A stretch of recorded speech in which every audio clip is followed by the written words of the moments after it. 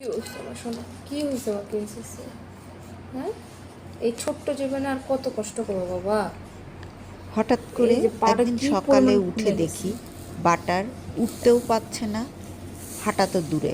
পাটা কি পরিমাণ ফুলে গেছে, বাচ্চা প্রথমে হাঁটতে তো পর্যন্ত পারছে না। ভয় পেয়ে গেলাম, কি হয়েছে। ভালো করে চেক করে কি দেখি আর পায়ের করবো, সেক একটা দেখছি জায়গায় বসে। সামান্য ফুলে গিয়েছে। ভেবেছি কি বাসায় মোটা হয়ে টুকটাক গেছে এটা আমার সোনা শেক পাটা। টেক দিই, ঠিক হয়ে যাবে। পায়ে ব্যথা এতই বেড়ে তারপরে গেছে, দেখি যত পুরো বেলা পা যাচ্ছে ফুলে গেছে। এখন ওটা তাকে নিয়ে যাওয়া হচ্ছে বেড়েই উঠছে, হসপিটালে। পা ফুলে লাস্টে নিয়ে চললাম হসপিটালে।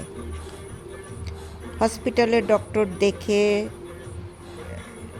এমন কিছুই করলো না, একটু দেখে গাড়িতেই এসে দেখলো। ওনারা অ্যান্টিবায়োটিক, পেইন কিলার দিল।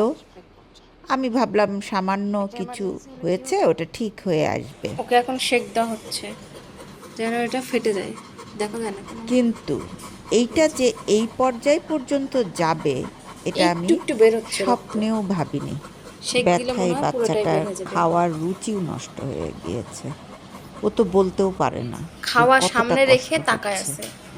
যেই বাচ্চা খাওয়া দিলে 1 সেকেন্ডের ভিতর খেয়ে নেয় রাতের খাওয়া, সে দুপুরেও খায়নি, দুপুরে উঠে খাওয়া দাওয়া হয়েছে। আমি ভাবলাম যে রাতে খাবে মনে